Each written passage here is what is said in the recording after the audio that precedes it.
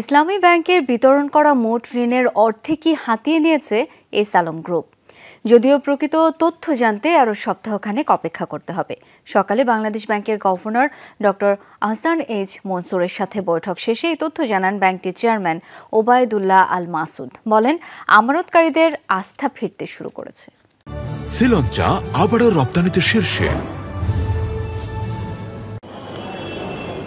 দখলে নিয়েই ইসলামী ব্যাংকে ব্যাপক লুটপাট চালিয়েছে চট্টগ্রাম ভিত্তিক ব্যবসায়ী এস আলম। এতে ভেঙে পড়েছে সবচেয়ে শক্তিশালী ব্যাংকটির আর্থিক অবস্থা।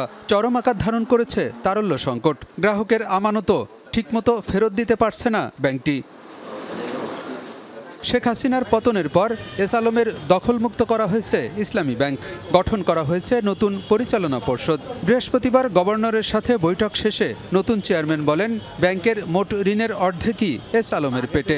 নিয়োগ করছি আমরা এক সপ্তাহের মধ্যে জেনে যাব, তবে এইটা মেজর বলা যায়। অ্যাপ্রক্সিমেট আপনি 50% প্লাস, মোর দেন 50 মানি মুভমেন্টে অ্যাসেট প্রকিউর করছে, নামে করেছে, বেনামে করেছে। তার নামটা তো আমি রেজিস্টার্ড আছি, ইজিলি পেয়ে যাচ্ছি, কিন্তু ওটা পাওয়ার জন্য যদি আমি লোক নিয়োগ করতাম অনেক সময় লাগতো। আমরা স্ট্রেট একদম কেন্দ্রে আঘাত করছি। আমরা ল মিনিস্ট্রিতে চিঠি লিখেছি, উনি আইজিআরকে লিখবেন, আমরা দ্রুত চিঠিটা পেয়ে যাব। চেয়ারম্যান বলেন, নতুন পর্ষদ দায়িত্ব নেওয়ার পর বাড়তে শুরু করেছে আমানত, যে কারণে মূল অ্যাকাউন্টে ঘাটতি 2300 কোটি টাকা থেকে কমে দাঁড়িয়েছে 2000 কোটিতে। ব্যাংকের প্রকৃত তথ্য জানতে নিয়োগ দেওয়া হয়েছে 3টি নিরীক্ষা প্রতিষ্ঠান। আমাদের কিন্তু এক সেকেন্ডও নষ্ট করার সময় নাই।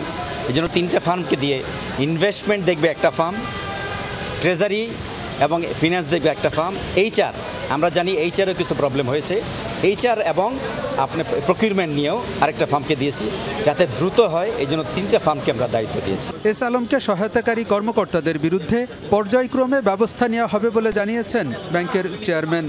রং প্রসিডিউর ইজ এ ফেভার। আপনারা কি চান খারাপ লোককে ফেভার করব? আমাদের এই প্রক্রিয়া অনুসরণ করার সময়টা দিবেন। যারা দুষ্ট তাদেরকে আইডেন্টিফাই করব, তাদেরকে বিশ্লেষণ করব, পরে অ্যাকশন নেব। স্থানীয় এবং প্রবাসী গ্রাহকদের আস্থা ফেরাতে কাজ করবে নতুন পর্ষদ। চেয়ারম্যান বলেন, রোডম্যাপ বাস্তবায়িত হলে আগামী 2 বছরের মধ্যে ঘুরে দাঁড়াবে ব্যাংক। আর 2027 থেকে 2029 হবে ইসলামী ব্যাংকের এগিয়ে যাওয়ার বছর। ঘুরে দাঁড়ানোর বছর হচ্ছে 25-26। আলমগীর হোসেন, যমুনা নিউজ, ঢাকা।